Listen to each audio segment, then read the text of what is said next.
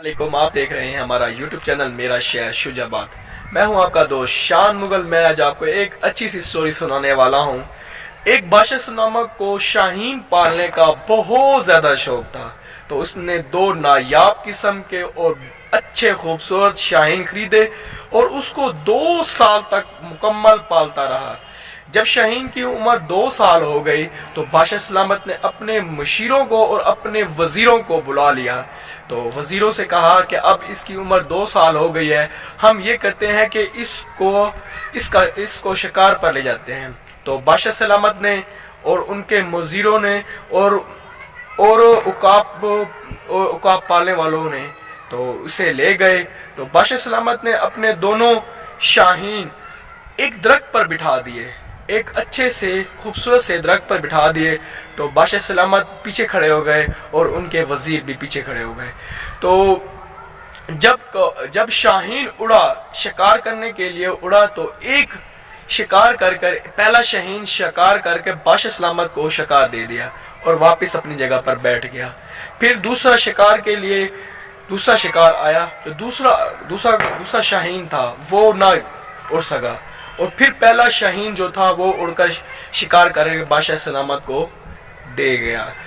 फिर बादशाह सलामत परेशान हो गया कि मैंने 2 साल लगातार मेहनत की है इस पर और उसको खुराक लाई है, मगर ये शिकार क्यों नहीं कर रहा।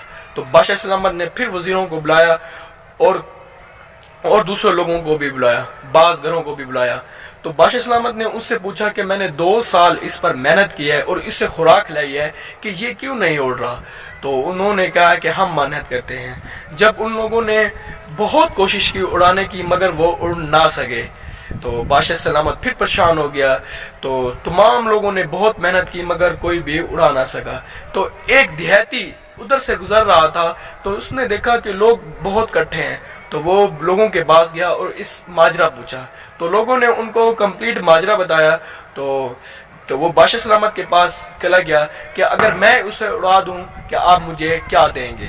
तो बादशाह सलामत हैरान हो गए कि पूरे वजीर उसे बाज़गर उड़ाने वाले नहीं उड़ा सका, एक देहाती इसे कैसे उड़ा सकेगा। तो बादशाह सलामत ने कहा आप जो मुझसे मांगेंगे मैं वो आपको दूंगा।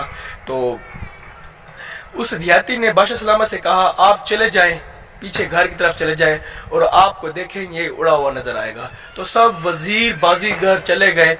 तो उस देहाती ने क्या किया कि जिस कटी टहनी पर बैठा था उसे ही काट डाला और वो उड़कर वापसी चला गया महल में।